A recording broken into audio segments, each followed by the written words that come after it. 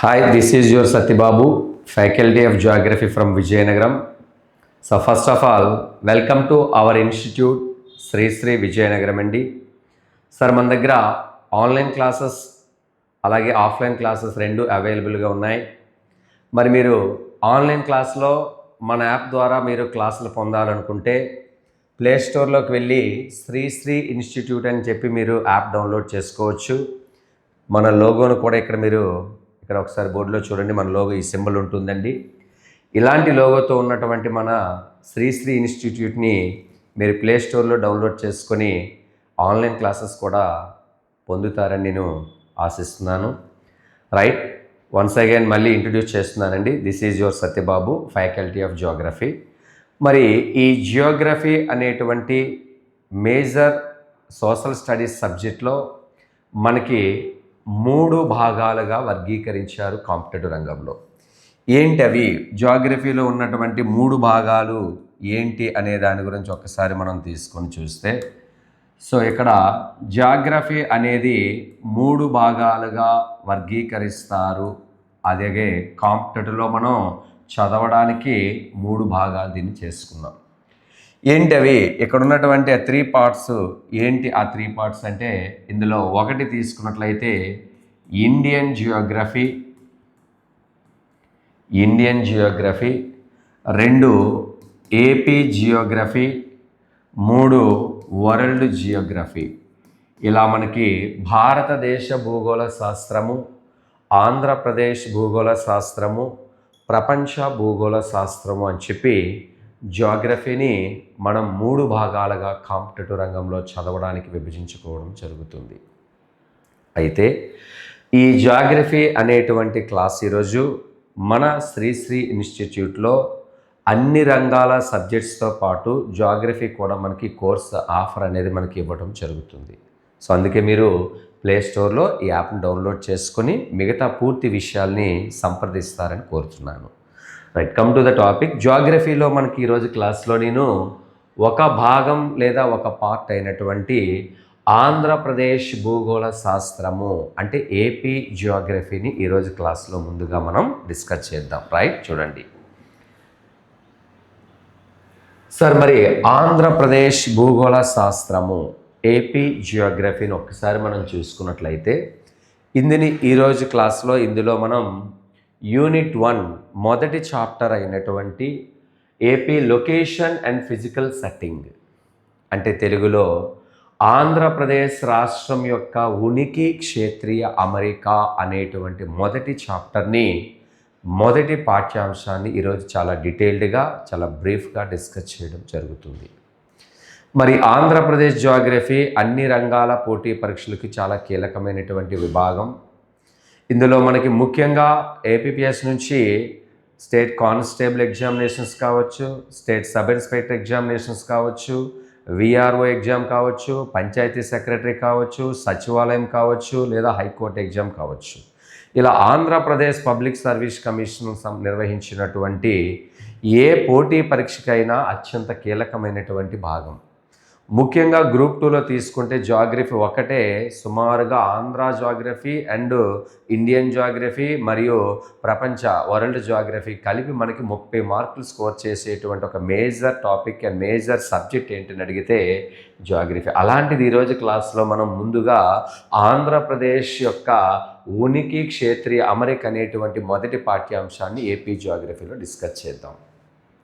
Sir, మరి ఆంధ్రప్రదేశ్ రాష్ట్రం యొక్క ఉనికి, క్షేత్రీయ అమరిక అనే మొదటి పాఠ్యాంశాన్ని డిస్కస్ చేయడానికి 10 నిమిషాల ముందు మన ఆంధ్రప్రదేశ్ రాష్ట్రం యొక్క చరిత్ర నేపథ్యాన్ని ముందు ఒక 10 నిమిషాల క్లాస్ని డిస్కస్ చేద్దాం. ఏంటి? ఎందుకనంటే మన ఆంధ్రప్రదేశ్ రాష్ట్రం యొక్క జియోగ్రఫీ నేర్చుకునేటప్పుడు అక్కడ జియోగ్రఫీతో పాటు హిస్టరీని కూడా కొంచెం మనం సబ్జెక్ట్ని క్యారీ చేస్తూ ఉంటే చాలా హెల్ప్ అవుతుంది కాంపిటేటివ్ ఎగ్జామినేషన్స్కి. మరి ఆంధ్రప్రదేశ్ జియోగ్రఫీని మొదటి యూనిట్గా మొదటి చాప్టర్గా మనం జియోగ్రఫీలో ప్రారంభించుకుంటున్నప్పుడు ఇందులో ఆంధ్రప్రదేశ్ మొదటి యూనిట్ అయినటువంటి ఉనికి క్షేత్రీయ అమరిక అంటే లొకేషన్ అండ్ ఫిజికల్ సెట్టింగ్ చెప్పడానికి ముందు ఒక్కసారి ఏపీ చరిత్ర నేపథ్యాన్ని కూడా ఒక 10-15 నిమిషాల ముందు డిస్కస్ చేసి అప్పుడు ఈ యూనిట్లోకి ఈ చాప్టర్లోకి ఈ టాపిక్లోకి మనం వెళ్ళడం జరుగుతుందనే విషయాన్ని గ్రహించాలి ఆస్పిరెంట్స్. కాబట్టి ఇక్కడ టైటిల్ అయితే మాత్రం మనం యూనిట్ 1 అని టైటిల్ తీసుకున్నాం, కానీ ఒక్కసారి ఇక్కడ రాష్ట్ర చరిత్ర నేపథ్యాన్ని కూడా డిస్కస్ చేసే ప్రయత్నం ఇప్పుడు మనం చేస్తున్నాం. రైట్, చూడండి ఏంటి అని అంటే సరే ఇక్కడ ఆంధ్రప్రదేశ్ అంటే ఆంధ్రులు అనేటువంటి వాళ్ళు ఎవరైతే ఉన్నారో అలా ఆంధ్రులు లేదా ఆంధ్ర ప్రజలకు సంబంధించినటువంటి విషయాలని మనకి మొట్టమొదటిసారిగా ఏ గ్రంథంలో లిఖించబడింది, అలాగే మొట్టమొదటిగా ఏ వేదంలో మనకి తొలిసారిగా ప్రస్తావించబడింది అని అడుగుతాడు. సరే, ఆంధ్రుల గురించి ఆంధ్ర ప్రజల గురించి ప్రస్తావించినటువంటి మొట్టమొదటి లేదా తొలి వేదము ఏది అని అడిగితే ఇక్కడ ఋగ్వేదము అని గుర్తుపెట్టుకోవాలండి. ఋగ్వేదము. సో ఆంధ్రుల గురించి ఆంధ్ర ప్రజల గురించి ప్రస్తావించిన తొలి వేదము అనగానే మొదటి ప్రశ్న గుర్తుపెట్టుకోవాలన్నా ఋగ్వేదము ఆంధ్రుల గురించి ప్రస్తావించింది. మరి ఆంధ్రుల గురించి ఆంధ్ర ప్రజల గురించి ప్రస్తావించిన తొలి గ్రంథము ఏది అని అడిగితే ఐతరేయ బ్రాహ్మణ గ్రంథం అండి. సో ఏంటి సార్ ఆ గ్రంథము అంటే ఐతరేయ బ్రాహ్మణ గ్రంథము. మరి ఐతరేయ బ్రాహ్మణ గ్రంథంలో మనకి ఆంధ్రుల గురించి ప్రస్తావించారు. మరి ఐతరేయ బ్రాహ్మణ గ్రంథం ఆంధ్రుల గురించి ప్రస్తావించిన తొలి గ్రంథంగా మనం వీటిని గుర్తుపెట్టుకోవాలి. అలాగే ఆంధ్రుల కోసం ఆంధ్ర ప్రజల కోసం ఆంధ్ర రాష్ట్రం కోసం ప్రస్తావించిన తొలి వేదం ఏదని అడిగితే ఋగ్వేదం అని గుర్తుపెట్టుకోవాలి.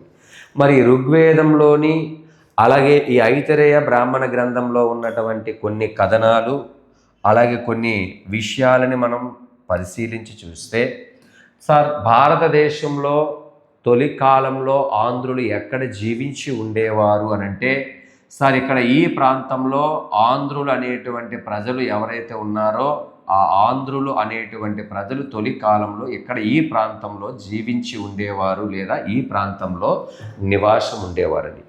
ఏంటి సార్ ఈ ప్రాంతం పేరేంటి అని అంటే ఇక్కడ మనకి చూసుకున్నట్లయితే సో తొలికాల ఆంధ్రులు లేదా తొలి సమయంలో ఆంధ్రులు అనేవారు గంగానది ఉపనది అయినటువంటి చూడండి ఇక్కడ ప్రవహిస్తున్న నది ఏంటమ్మా అంటే చూడండి ఇదంతా కూడా గంగానది పరివాహక ప్రాంతం అండి.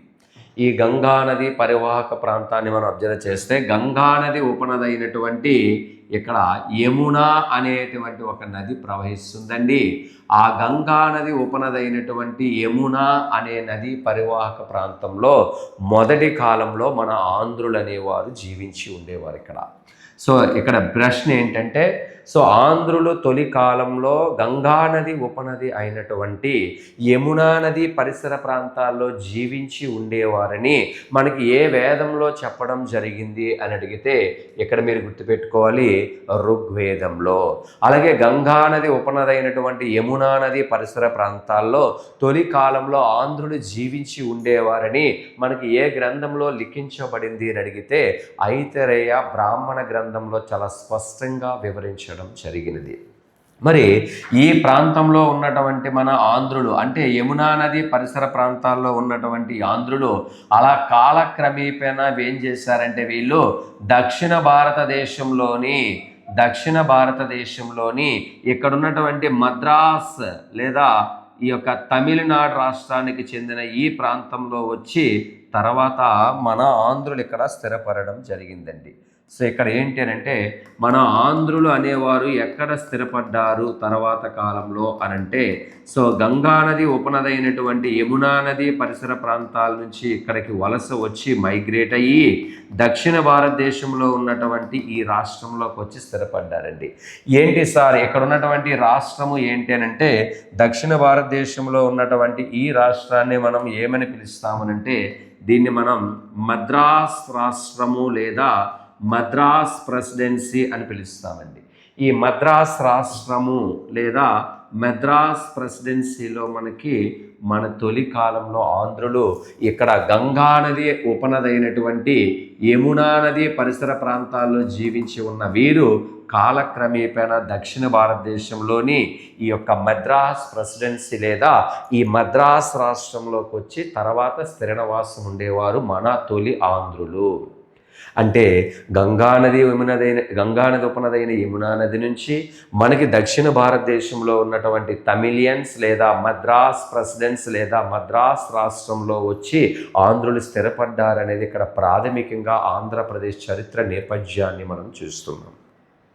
మరి ఈ ఆంధ్ర రాష్ట్రము అయితే ఈ తమిళ రాష్ట్రము రెండు కలిసి మనకి ఈ కిందన ద్రావిడ సామ్రాజ్యాలుగా వర్ధిల్లుతూ ఉన్న సమయంలో మన మద్రాసులో ఉన్నటువంటి మన తెలుగు ప్రజలు ఎవరైతే ఉన్నారో అక్కడ వాళ్ళకి ఎటువంటి స్వేచ్ఛ రాజకీయ పరిపాలన విభాగాల్లో చోటు లేకపోవడంతో అనాది కాలంగా కామన్ పీపుల్గా మిగిలిపోవడంతో అక్కడ వాళ్ళకి తెలుగు మాట్లాడే ప్రజలందరూ కూడా ఒక ప్రత్యేక ఉద్యమాన్ని ఏర్పాటు చేసుకొని మనం తెలుగు మాట్లాడే ప్రజలందరం కూడా ప్రత్యేక రాష్ట్రంగా ఏర్పడదామని నిర్ణయించుకొని అక్కడ తమిళ నాయకుల నుంచి మద్రాస్ ప్రెసిడెన్సీ యొక్క ఆధిపత్యాల నుంచి విముక్తి కలిగించి భాషా ప్రాతిపదిక పైన చాలా ఇంపార్టెంట్ సార్ ఈ ప్రశ్న, వెరీ వెరీ ఇంపార్టెంట్ అండి.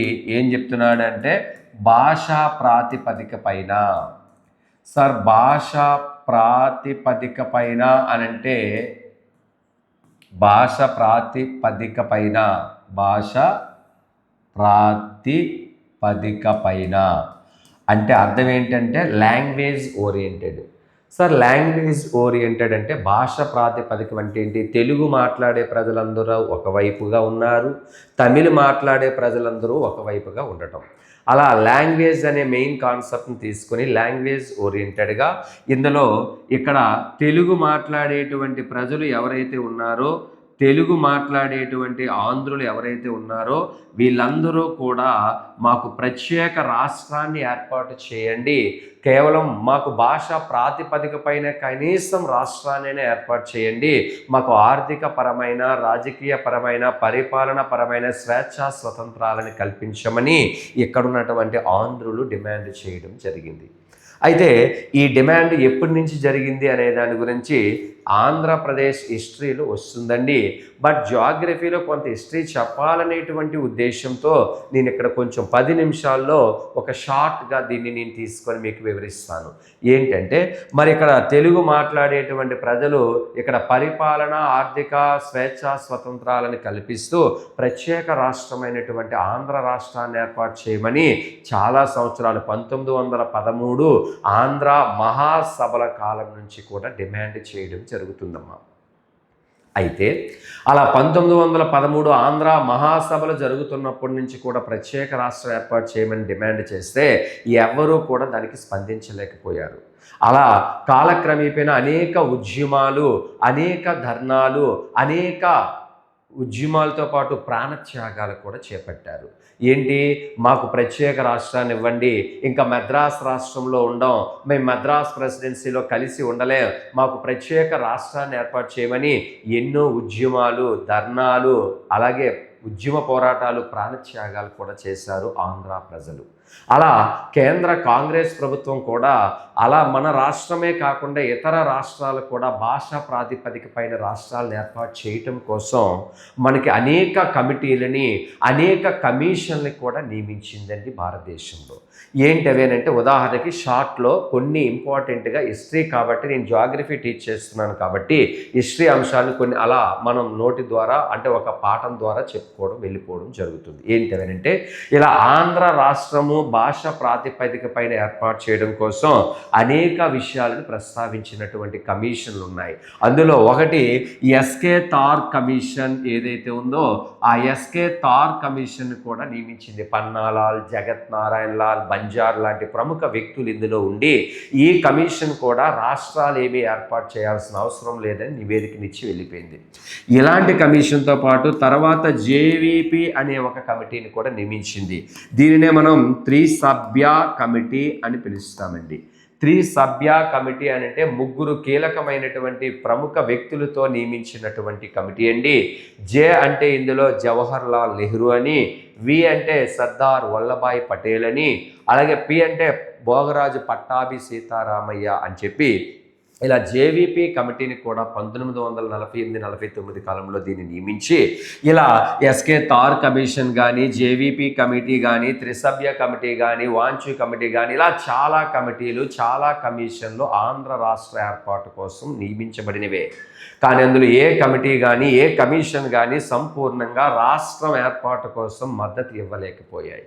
వెంటనే ఏం చేశారంటే, ఎక్కడ మనకి రాష్ట్రం సిద్ధించే అవకాశం లేదని తెలిసినటువంటి ఆంధ్ర ప్రజలు వెంటనే దీనికోసం ఉద్యమ రూపం అనేది ఉగ్ర రూపం దాల్చిందండి. అంటే ధర్నాలు ఇంకా ఎక్కువగా చేయడం, బంధువులు ఎక్కువగా చేయడం, ఎక్కువగా మూమెంట్స్ తీసుకురావడం, ఇంకా అవసరమైతే ప్రాణత్యాగానికి కూడా వెనుకాడమని చెప్పి ప్రాణత్యాగానికి కూడా వెనుకాడకుండా ప్రాణత్యాగం కూడా చేస్తూ వెంటనే వీళ్ళు ఏం చేశారంటే, ప్రాణత్యాగం కోసం 1951 ఆగస్టు 15వ తేదీన శ్రీ గొల్లపూడి స్వామి సీతారామ శాస్త్రి అనేటువంటి వ్యక్తి మన రాష్ట్ర ఏర్పాటు కోసం మొదటిగా ఆమరణ నిరాహార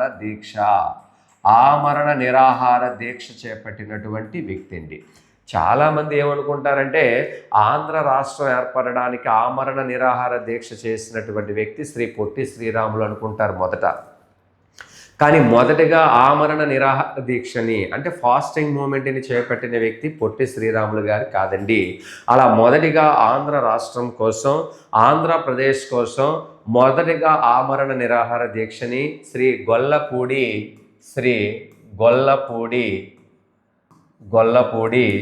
స్వామి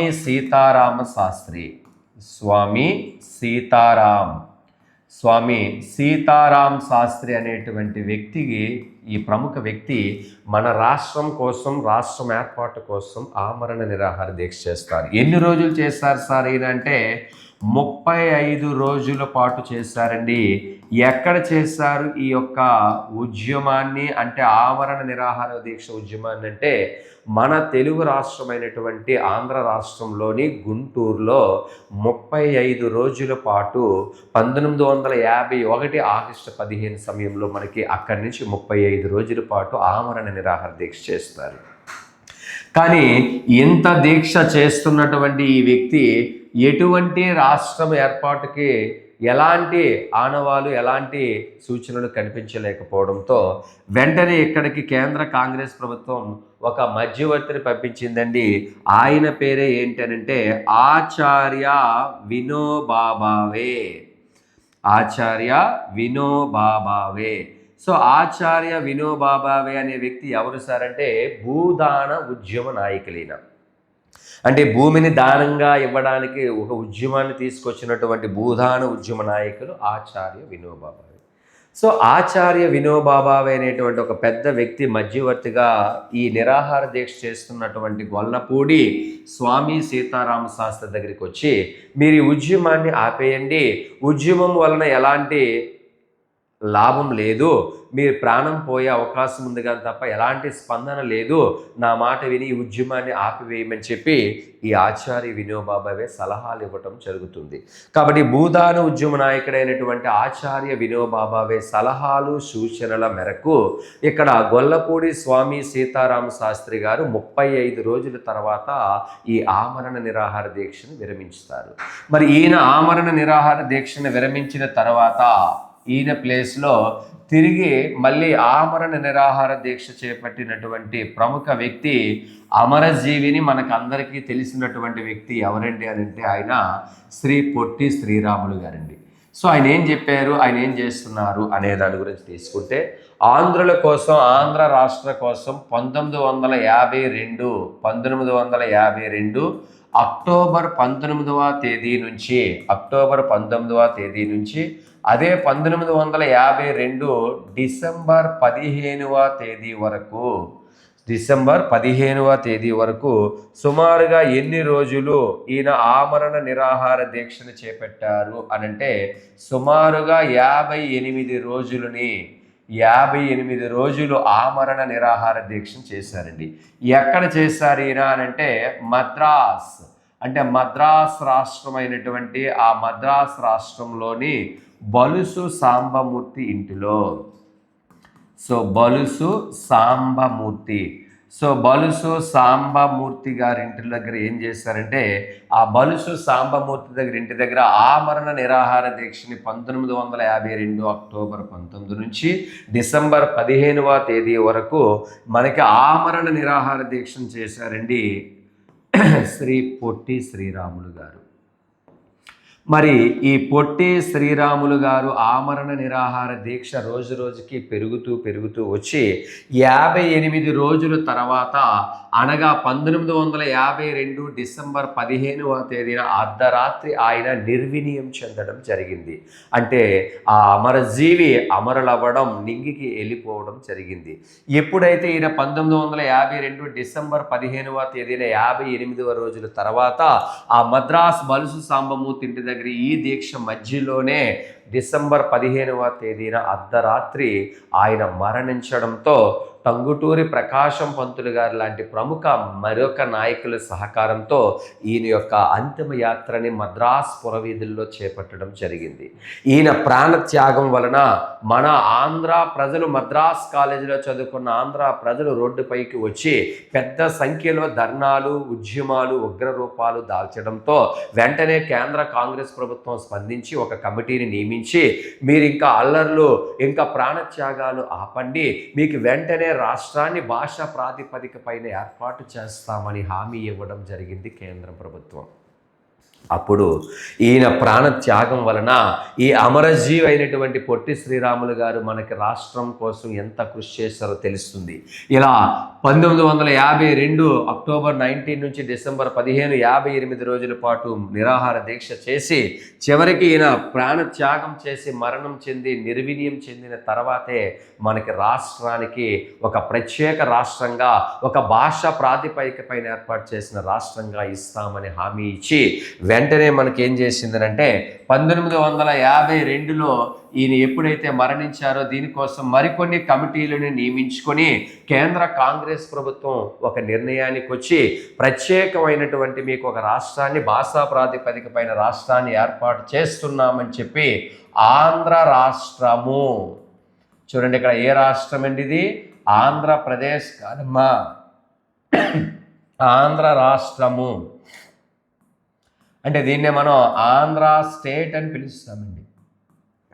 సో ఇలా ఆంధ్ర రాష్ట్రము లేదా ఆంధ్ర స్టేట్ అనేది ఏర్పాటు జరిగిందండి.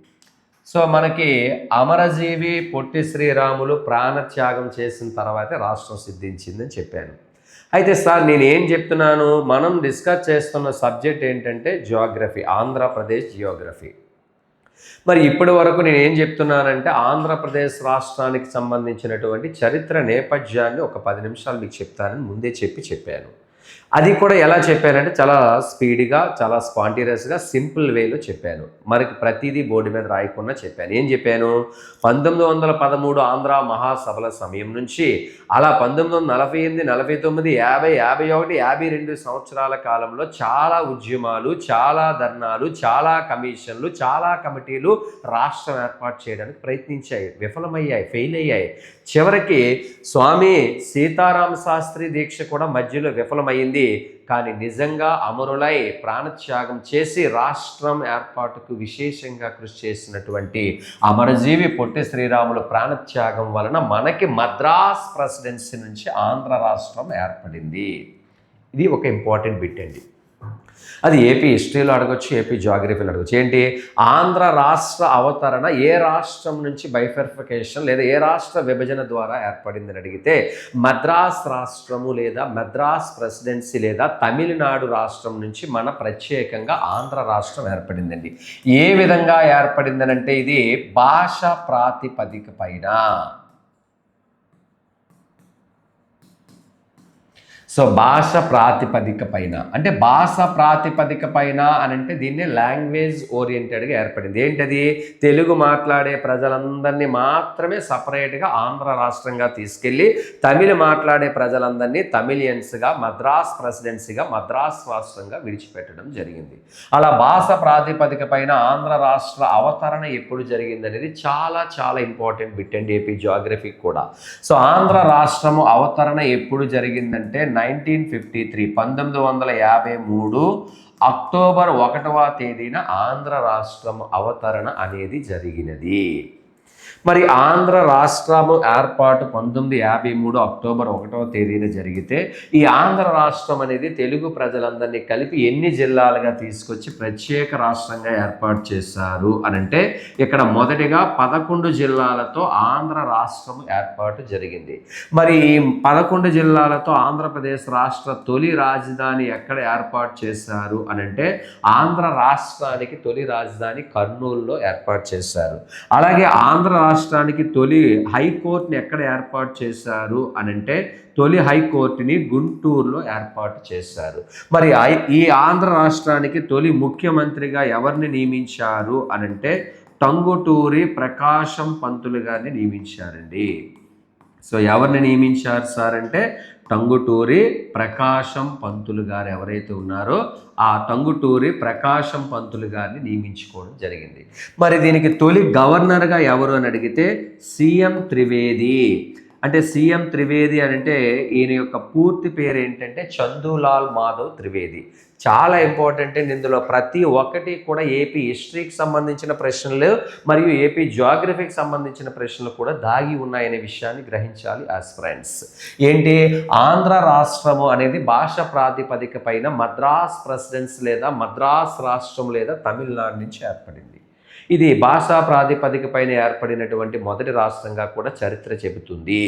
అయితే ఆంధ్ర రాష్ట్ర అవతరణము లేదా ఏపీ స్టేట్ ఫార్మేషన్ ఎప్పుడు జరిగిందనంటే 1953 అక్టోబర్ 1.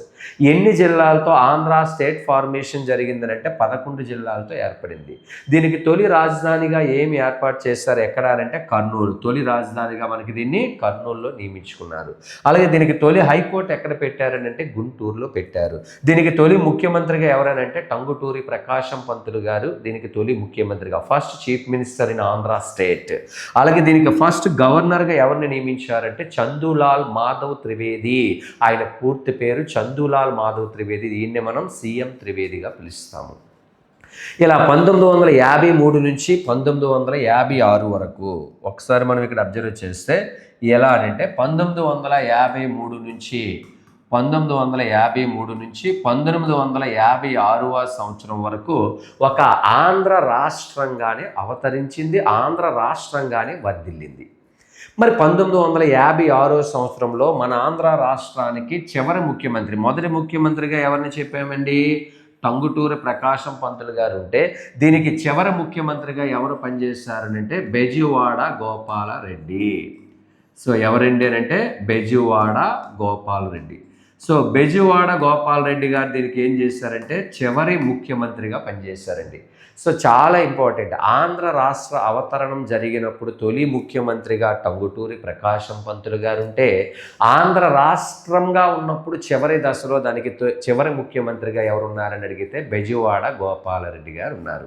మరి 1956 వచ్చేసరికి బెజవాడ గోపాలరెడ్డి ఉన్నప్పుడు ఈ ఆంధ్ర రాష్ట్రానికి అసలు ఏం జరిగింది సార్ అనే విషయాన్ని మనం మరి కొంచెం ముందుకెళ్ళి పరిశీలించి చూస్తే ఒక్కసారి దీన్ని చూడండి. ఏంటి అనంటే ఇక్కడ మనకి ఏం జరిగిందనంటే ఆంధ్ర రాష్ట్రము ఏదైతే ఉందో చూడండి, ఇక్కడ మనకి ఆంధ్ర రాష్ట్రము ఏదైతే ఉందో ఆ ఆంధ్ర రాష్ట్రంలో 11 జిల్లాలతో ఉన్నటువంటి ఆంధ్ర రాష్ట్రము, అలాగే పక్కనే మనకి తెలుగు మాట్లాడేటువంటి హైదరాబాద్ అనే ఒక రాష్ట్రం ఉందండి.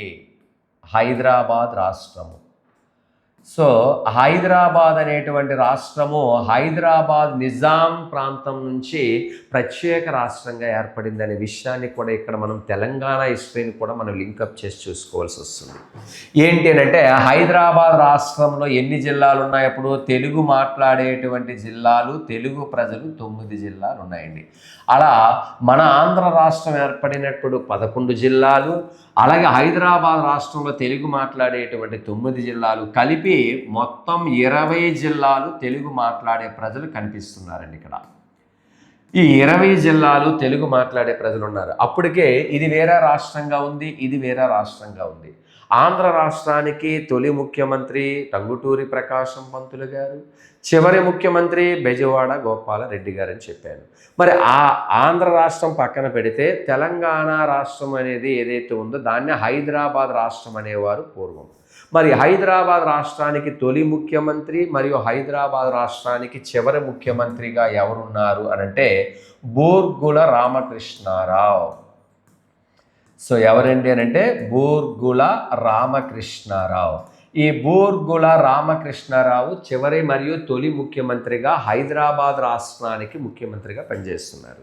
అయితే ఇక్కడ ఏం జరిగింది, ఇక్కడ ఒక వినూత్నమైనటువంటి మార్పుకి నాంది పలికాయి రెండు రాష్ట్రాలు. ఏంటంటే మరి తెలుగు మాట్లాడేటువంటి 11 జిల్లాలు ఆంధ్ర జిల్లాలు, అలాగే తెలుగు మాట్లాడేటువంటి హైదరాబాద్ రాష్ట్రంలో ఉన్న 9 జిల్లాలు కలిపి 20 జిల్లాలుగా దేశంలోనే భాష ప్రాతిపదిక పైన ఏర్పడిన అతిపెద్ద రాష్ట్రంగా ఉమ్మడి ఆంధ్రప్రదేశ్ రాష్ట్రంగా ఏర్పాటు చేయాలి. ఏ రాష్ట్రమమ్మా ఇది? ఉమ్మడి ఆంధ్రప్రదేశ్. మరి ఉమ్మడి ఆంధ్రప్రదేశ్ అన్న, యూనియన్ ఆంధ్రప్రదేశ్ అన్న, జాయింట్ ఆంధ్రప్రదేశ్ అన్న ఒకటే. అంటే తెలుగు మాట్లాడేటువంటి 11 ఆంధ్ర రాష్ట్ర జిల్లాలు, తెలుగు మాట్లాడేటువంటి హైదరాబాద్ నిజాం నుంచి వచ్చిన హైదరాబాద్ రాష్ట్ర జిల్లాలు కలిపి మొత్తం 20 జిల్లాలతో దేశంలోనే అతిపెద్ద భాషా ప్రాతిపదిక పైన ఏర్పడినటువంటి అతిపెద్ద తొలి రాష్ట్రంగా మన ఉమ్మడి ఆంధ్రప్రదేశ్ రాష్ట్రాన్ని ఏర్పాటు చేయాలని నిర్ణయించుకున్నారు.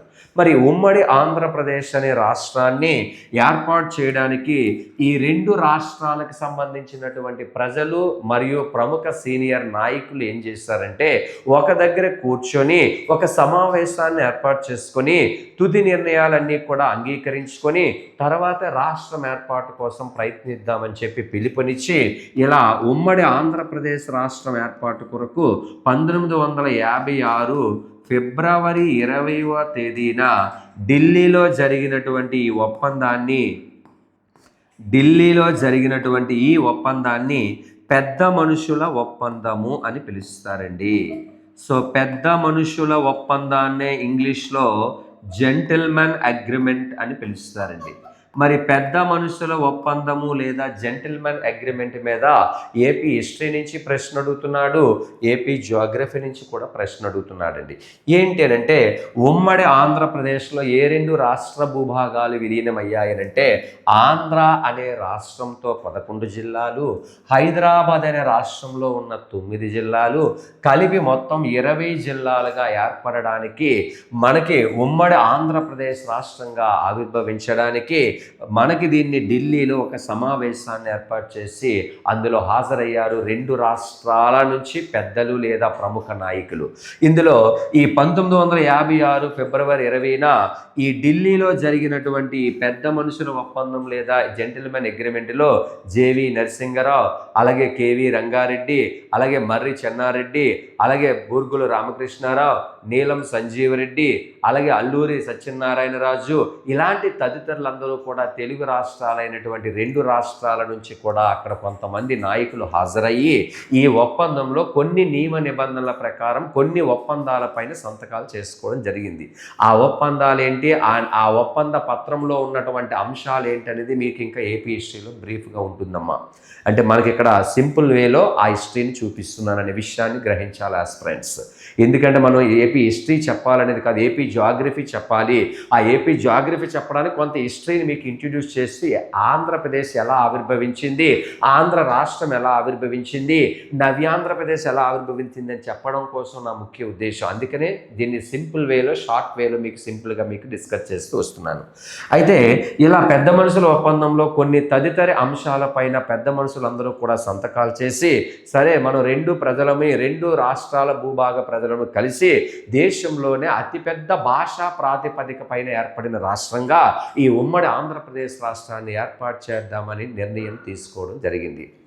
మరి ఈ ఒప్పంద సంతకాలతో పాటు దీనికోసం ఇది ఎంతవరకు సరైనది కరెక్ట్ అని చెప్పి దీనికోసం అదే సమయంలో దేబార్ అనేటువంటి ఒక కమిటీని కూడా నియమించారండి. ఆ దేబార్ అనేటువంటి కమిటీని కూడా నియమించి ఈ దేబార్ అనేటువంటి కమిటీ ఇచ్చినటువంటి సలహాలు సూచనల ప్రకారం మరియు పెద్ద మనుషుల ఒప్పందం జరిగినటువంటి అగ్రిమెంట్ ప్రకారం ఈ రెండు విధి విధానాలని అనుసరించి రెండు తెలుగు ప్రజలందరూ కలిపి ఏర్పడి ఒకే రాష్ట్రంగా ఈ ఉమ్మడి ఆంధ్రప్రదేశ్ అనే రాష్ట్రంగా ఆవిర్భవించారండి. ఎప్పుడు ఆవిర్భవించింది అనంటే 1956 నవంబర్ 1వ తేదీన ఆంధ్రప్రదేశ్ అవతరణ దినోత్సవంగా చెప్పాలి. సార్ గుర్తుపెట్టుకోండి, ఆంధ్ర రాష్ట్ర అవతరణం ఎప్పుడని చెప్పానమ్మా? 1953 అక్టోబర్ 1వ తేదీన అని చెప్పాను. అక్టోబర్ 1. సో ఆంధ్ర స్టేట్ అన్నప్పుడు అది వేరేగా మీరు కన్సిడర్ చేసుకోవాలి. ఆంధ్ర స్టేట్ అంటే మద్రాస్ నుంచి విడిపోయి వచ్చినటువంటి రాష్ట్రం 1953 అక్టోబర్ 1. ఆంధ్రప్రదేశ్ అంటే తెలంగాణ రాష్ట్ర భూభాగంతో కలిసిన తర్వాత దీన్ని ఆంధ్రప్రదేశ్. ఆంధ్ర రాష్ట్రము వేరు, ఆంధ్రప్రదేశ్ వేరు. ఆ ఆంధ్రప్రదేశ్నే మనం ఉమ్మడి ఆంధ్రప్రదేశ్, జాయింట్ ఆంధ్రప్రదేశ్గా పిలుస్తామండి. ఇది ఎప్పుడు ఆవిర్భవించిందంటే 1956 నవంబర్ 1న ఏర్పడిందనే విషయాన్ని గ్రహించాలి యాస్ ఫ్రెండ్స్. అయితే సో ఇక్కడ మనం 1956లో ఆంధ్రప్రదేశ్ అవతరించింది కాబట్టి ఇప్పుడు ఆంధ్రప్రదేశ్ రాష్ట్రానికి సంబంధించిన విషయాలు కొన్ని ఇక్కడ డిస్కస్ చేద్దాము. సో ఏంటనంటే ఆంధ్రప్రదేశ్ అనేటువంటి రాష్ట్రము ఎప్పుడు ఆవిర్భవించింది అనేటువంటి విషయం మీద ప్రశ్న వస్తే 1956 నవంబర్ 1వ తేదీన ఆంధ్రప్రదేశ్ అంటే ఉమ్మడి ఆంధ్రప్రదేశ్ అనేది ఏర్పడిందండి. మరి ఉమ్మడి ఆంధ్రప్రదేశ్ ఏర్పడినప్పుడు దీనికి తొలి రాజధాని ఎక్కడ ఏర్పాటు చేశారనంటే ఉమ్మడి ఆంధ్రప్రదేశ్ యొక్క తొలి రాజధాని హైదరాబాద్లో ఏర్పాటు చేశారండి. అలాగే ఉమ్మడి ఆంధ్రప్రదేశ్ యొక్క తొలి హైకోర్టుని కూడా ఎక్కడంటే హైదరాబాద్లో తీసుకువెళ్ళిపోయారు. అంటే ఆంధ్ర రాష్ట్రంగా ఉన్నప్పుడు కర్నూలు రాజధాని అని చెప్పాను. ఇప్పుడు ఉమ్మడి ఆంధ్రప్రదేశ్గా ఉన్నప్పుడు ఈ కర్నూలు నుంచి తీసుకెళ్ళి హైదరాబాద్లో ప్రారంభించుకోవడం జరిగింది. అలాగే హైకోర్టు గుంటూరులో ఉండేది మన స్టేట్కి, ఓన్లీ ఆంధ్ర స్టేట్కి. ఈ గుంటూరులో ఉన్న హైకోర్టును కూడా మార్చి హైదరాబాద్లో ఏర్పాటు చేసుకోవడం జరిగింది. మరి ఇది ఎన్ని జిల్లాలతో ఏర్పడింది అంటే మన దగ్గర ఉన్నటువంటి 11 జిల్లాలు, వాళ్ళ దగ్గర ఉన్న 9 జిల్లాలు కలిపి ఉమ్మడి ఆంధ్రప్రదేశ్ 20 జిల్లాలతో ఆవిర్భవించిందండి మన జాయింట్ ఆంధ్రప్రదేశ్. మరి దీనికి తొలి ముఖ్యమంత్రిగా ఎవరు పనిచేశారు అంటే నీలం సంజీవరెడ్డి. సో నీలం సంజీవరెడ్డి గారు ఎవరైతే ఉన్నారో అతనే మనకి నీలం సంజీవరెడ్డి గారు ఉమ్మడి ఆంధ్రప్రదేశ్ రాష్ట్రానికి తొలి ముఖ్యమంత్రిగా, first chief minister in union Andhra Pradesh state. అయితే సార్ గుర్తుపెట్టుకున్నాం, ఇక్కడ ప్రశ్న ఏంటి? ఉమ్మడి ఆంధ్రప్రదేశ్గా ఉన్నప్పుడు తొలి ముఖ్యమంత్రి అని అంటే నీలం సంజీవరెడ్డి. ఓన్లీ ఆంధ్ర రాష్ట్రానికి తొలి ముఖ్యమంత్రి అయితే మాత్రం టంగుటూరి ప్రకాశం పంతులు.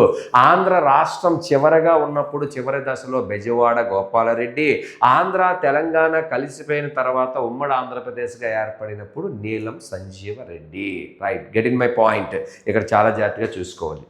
మరి ఇక్కడ తొలి గవర్నర్ ఎవరనంటే అదే గవర్నరు అంటే రాష్ట్రంగా ఉన్నప్పుడు ఎవరైతే ఉన్నారో అదే గవర్నర్ సీఎం త్రివేది, చందులాల్ మాధవ్ త్రివేది గారు. ఆంధ్ర రాష్ట్రంలో ఉన్నప్పుడు ఆయనే ఉన్నారు. ఆంధ్రప్రదేశ్గా 2 రాష్ట్రాలు కలిసే సమయానికి కూడా ఆయనే గవర్నర్గా పనిచేస్తున్నారండి, చందులాల్ మాధవ్ త్రివేది. సో ఆంధ్ర రాష్ట్రానికి ఉమ్మడి ఆంధ్రప్రదేశ్ కలిపి ఒకే గవర్నర్గా ఉండేవారు అనే విషయాన్ని ఇక్కడ గ్రహించాలి. సీఎం త్రివేది లేదా చందులాల్ మాధవ్ త్రివేదిగా ఉండేవారు. అయితే ఉమ్మడి ఆంధ్రప్రదేశ్కి ఎప్పుడు వరకు ఎలా కొనసాగింది? 1956 నుంచి 2014వ సంవత్సరం వరకు ఉమ్మడి ఆంధ్రప్రదేశ్గా, జాయింట్ ఆంధ్రప్రదేశ్గా సువిశాలంగా వర్ధిల్లింది మన ఆంధ్రప్రదేశ్ రాష్ట్రము. మరి 2014లో చివరిగా మనకి ఎవరు ఈ ఆంధ్ర రాష్ట్రానికి చివరి ముఖ్యమంత్రిగా ఎవరు పనిచేస్తున్నారు అనంటే నల్లారి కిరణ్ కుమార్ రెడ్డి. సో నల్లారి కిరణ్ కుమార్ రెడ్డి. సో నల్లార్ కిరణ్ కుమార్ రెడ్డి గారు దీనికి ఆంధ్రప్రదేశ్ అంటే ఉమ్మడి ఆంధ్రప్రదేశ్కి చిట్ట చివరి ముఖ్యమంత్రి. సార్ గుర్తుపెట్టుకోండి, ఆంధ్ర రాష్ట్రానికి మొదటి ముఖ్యమంత్రి టంగుటూరి ప్రకాశం పంతులు, ఆంధ్ర రాష్ట్రానికి చివరి ముఖ్యమంత్రి బెజవాడ గోపాలరెడ్డి, కలిసిన తర్వాత ఉమ్మడి ఆంధ్రప్రదేశ్లో తొలి ముఖ్యమంత్రి నీలం సంజీవరెడ్డి, అలాగే ఉమ్మడి ఆంధ్రప్రదేశ్కి చివరి దశలో చివరి ముఖ్యమంత్రిగా నల్లారి కిరణ్ కుమార్ రెడ్డి 2011 స్టేట్ విభజన సమయానికి ఉన్నారు. ఇది ఉమ్మడి ఆంధ్రప్రదేశ్ సంబంధించినటువంటి స్ట్రక్చర్స్ అండి. అయితే ఉమ్మడి ఆంధ్రప్రదేశ్లో ఇక్కడ ఒక విషయాన్ని మనం గ్రహించాలి. మనం ఎన్ని జిల్లాలతో తమిళనాడు నుంచి వచ్చామమ్మా? 11 జిల్లాలతో. మరి తెలంగాణలో ఉన్న హైదరాబాద్ ప్రజలు ఎంతమంది వచ్చారండి? ఎన్ని జిల్లాలతో వచ్చారని అంటే 9 జిల్లాలతో వచ్చారు.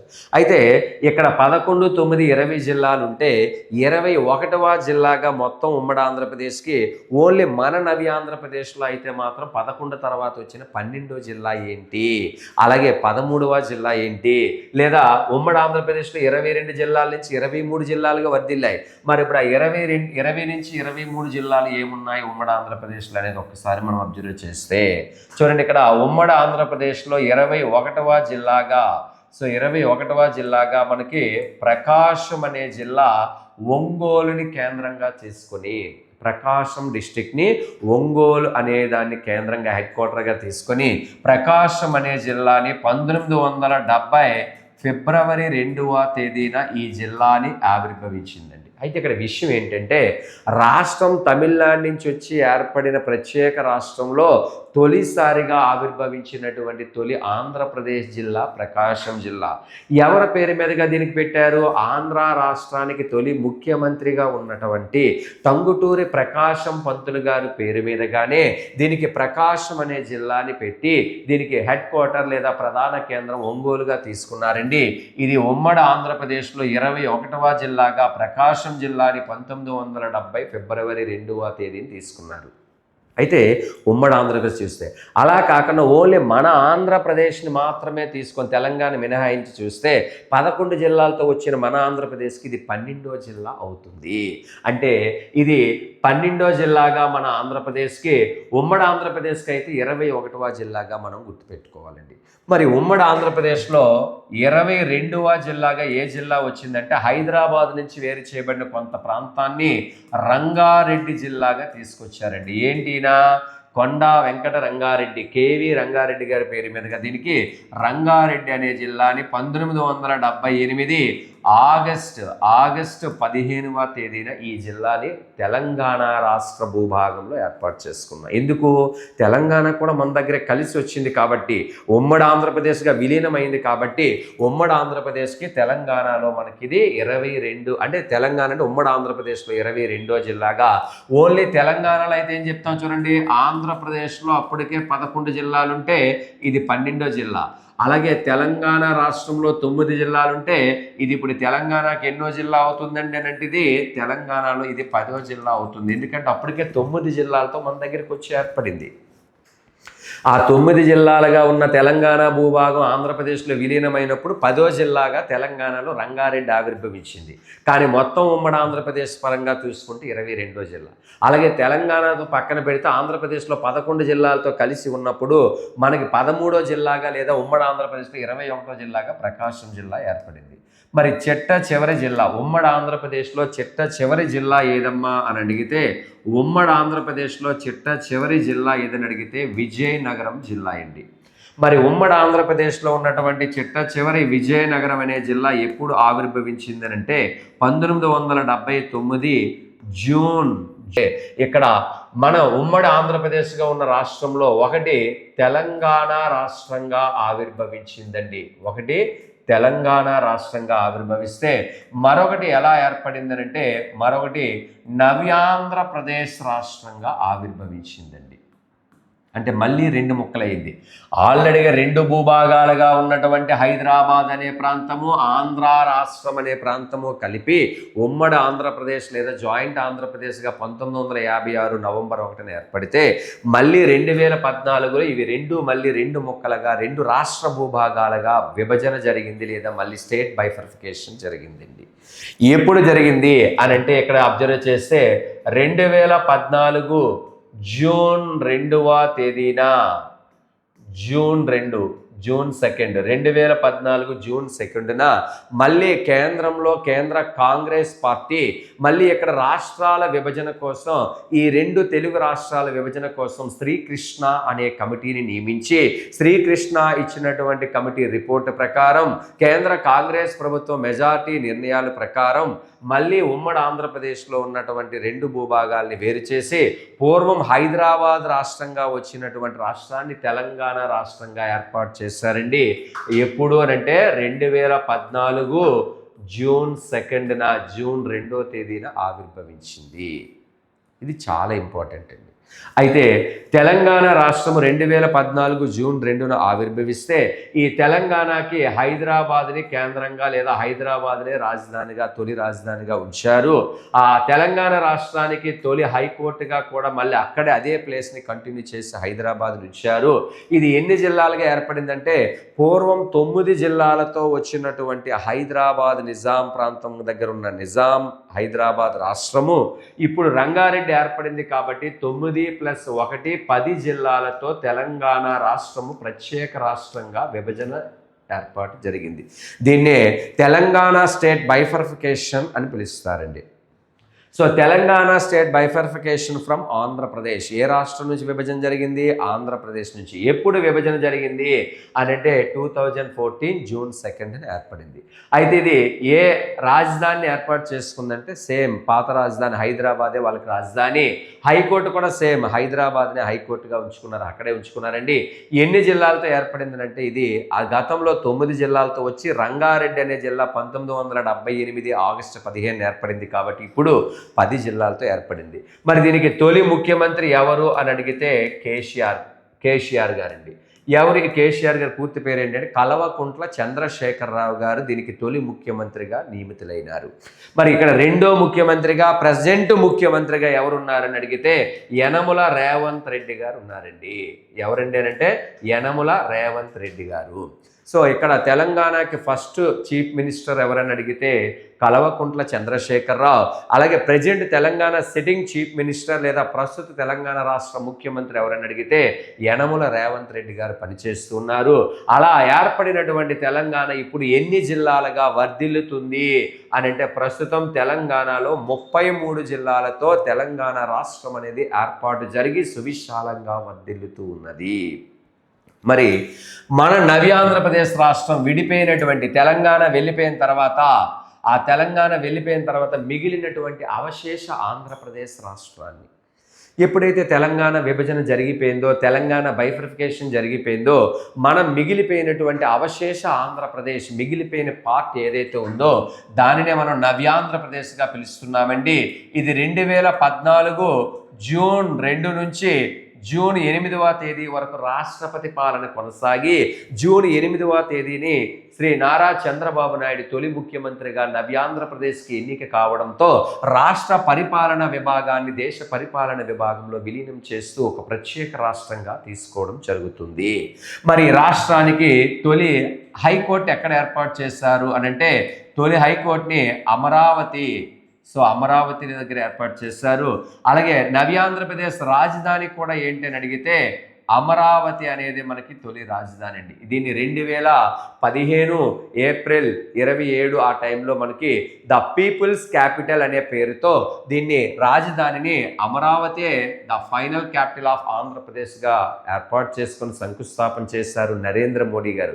మనకు తెలుసు అక్కడ మట్టి, నీరు అంటే జలము లాంటిదంతా కూడా గంగా నది నుంచి మట్టి జలమును తెచ్చి 2015లోనే అమరావతి శంకుస్థాపన చేశారు. అది 2025-26 గాను ఆంధ్రప్రదేశ్ ఫైనల్ క్యాపిటల్ అని చెప్పి, చివరి పూర్తి రాజధాని అని చెప్పి అమరావతిని నిర్ణయించడం జరిగింది. కాబట్టి ఆంధ్రప్రదేశ్ రాజధాని నవ్యాంధ్రప్రదేశ్ రాజధాని అమరావతిగా తీసుకోవాలి. మరి అమరావతి రాజధానిగా ఉన్నటువంటి నవ్యాంధ్రప్రదేశ్కి తొలి ముఖ్యమంత్రి ఎవరని అడిగితే శ్రీ చంద్రబాబు నాయుడు గారండి.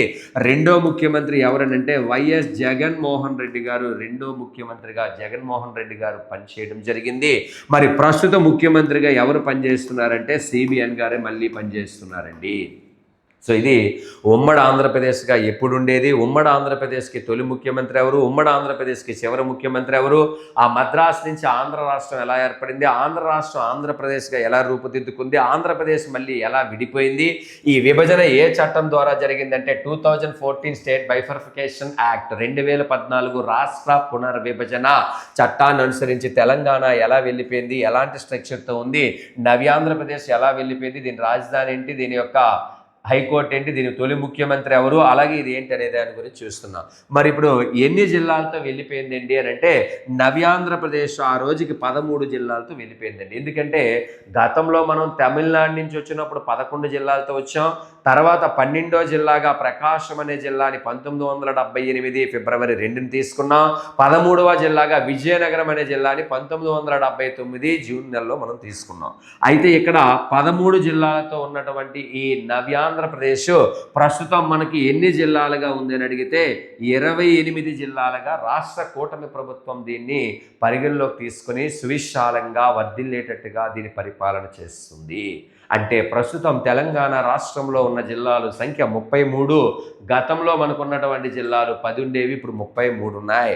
కానీ ఆ నవ్యాంధ్రప్రదేశ్ ఏర్పడినప్పుడు 2014 జూన్ 2న. కాబట్టి చాలా జాగ్రత్తగా చూసుకోవాలండి. ఏంటి సార్ అని అంటే ఇక్కడ మనకి 2014 జూన్ 2న రాష్ట్ర విభజన సమయానికి అంటే 2014 జూన్ 2వ తేదీ నాటికి, జూన్ 2వ తేదీ నాటికి రాష్ట్ర విభజన నాటికి మన ఆంధ్రప్రదేశ్లో 13 జిల్లాలే ఉన్నాయమ్మా. అంటే చంద్రబాబు నాయుడు గారు ముఖ్యమంత్రిగా ఎన్నికైనటువంటి చంద్రబాబు నాయుడు పరిపాలనలో కేవలం మనకి ఇక్కడ 13 జిల్లాలతోనే ఆవిర్భవించింది. 11, తర్వాత 12 మనకి ప్రకాశం, 13 విజయనగరం. మరి విజయనగరం జిల్లా తర్వాత 13 తర్వాత ఏం చేసింది అని అంటే వైఎస్ఆర్ కాంగ్రెస్ పార్టీ ఏం చేసిందంటే 2022 ఏప్రిల్ 4న ఏప్రిల్ 4వ తేదీన రాష్ట్రంలో అన్ని ఆర్థిక ఫలాలని అన్ని ప్రాంతాలకి అందించాలని, పరిపాలన సౌలభ్యం కోసం ఆర్థిక ఫలాలు అన్ని ప్రాంతాలకు అందించాలనే ఉద్దేశంతో ఈ 13 జిల్లాలను కాస్త మరో 13 జిల్లాలుగా కలిపి మొత్తం 26 జిల్లాలుగా మన నవ్యాంధ్రప్రదేశ్ రాష్ట్రాన్ని అమలులోకి తీసుకొచ్చిందండి రాష్ట్ర వైఎస్ఆర్ కాంగ్రెస్ పార్టీ జగన్మోహన్ రెడ్డి గారు. ఎప్పుడు అంటే 2022 ఏప్రిల్ 4న ఏప్రిల్ 4వ తేదీన మనకి 13 జిల్లాలని కాస్త 26 జిల్లాలుగా తీసుకురావడం అనేది చాలా చాలా ముఖ్యమైనటువంటి ప్రశ్నగా తీసుకోవాలి. మరి 26 జిల్లాలకి మరొక 2 జిల్లాలని కలిపి మొత్తం నవ్యాంధ్రప్రదేశ్లో 28 జిల్లాలుగా ఏర్పాటు చేసింది రాష్ట్ర కూటమి ప్రభుత్వం. ఎప్పుడు తీసుకొచ్చింది దీని అమలు అని అంటే ఈ సంవత్సరం అంటే 2026 జనవరి 1వ తేదీ నుంచి కొత్తగా 2 నూతన జిల్లాలను కూడా ఏర్పాటు చేసి ఈ నూతన జిల్లాలతో మొత్తం మన నవ్యాంధ్రప్రదేశ్లో ప్రస్తుతం 28 జిల్లాలుగా ఉన్నాయనే విషయాన్ని గ్రహించాలి ఆస్పిరెంట్స్. అంటే గతంలో మనం 13 జిల్లాలతో విడిపోయి తర్వాత 2022 ఏప్రిల్ 4న 26 జిల్లాలుగా అమలుపరుచుకొని మళ్ళీ కొత్త నూతన 2 జిల్లాలను ఏర్పాటు చేసి ప్రస్తుతం 28 జిల్లాలుగా 2026 జనవరి 1వ తేదీన తీసుకురావడం జరిగింది అమలులోకి.